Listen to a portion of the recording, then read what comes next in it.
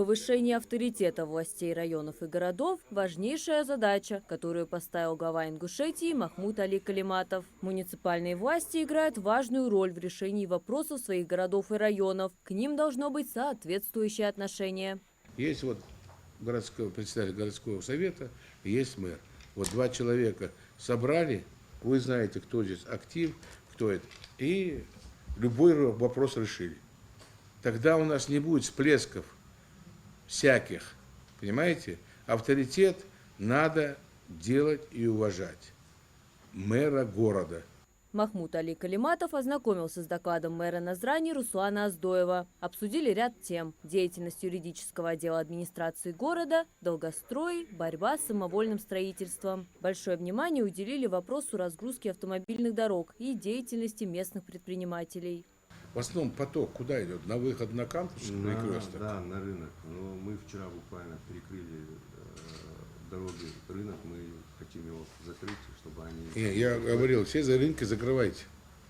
И пока вот не просто закрыли, открыли там, никто не договорится со мной точно.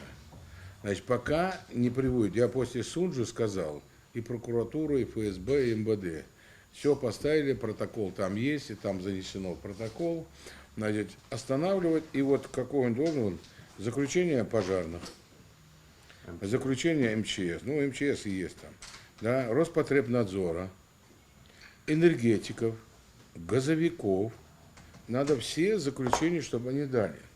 Города и районы республики получают финансирование для реализации федеральных программ. Махмут Али Калиматов планирует посетить все муниципалитеты, чтобы оценить проводимую работу. Глава региона считает, благодаря средствам из федерального бюджета Ингушетия сегодня активно развивается, а города и районы преображаются.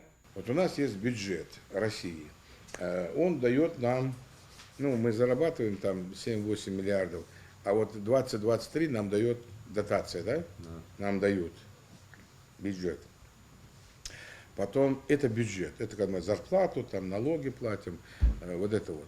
Вторая часть, это насколько мы вошли в нацпроект. Вот за 5 лет 46 миллиардов, вот это вот нам дают дотацию 20 миллиардов, 22, а 46 миллиардов социальные объекты мы построили. Разницу видите? Десятки школ, детских садов, больницы, ФАБы, понимаете? И мы их под ключ дали.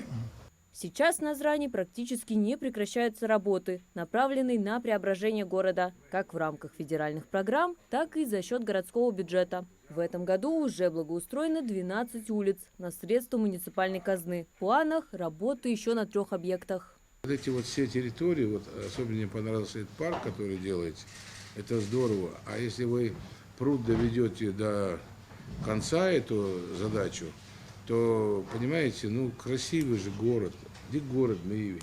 А в части вот этих недостроев я попросил мне полностью материалы, я и с прокуратурой, и с МВД, и судом переговорим.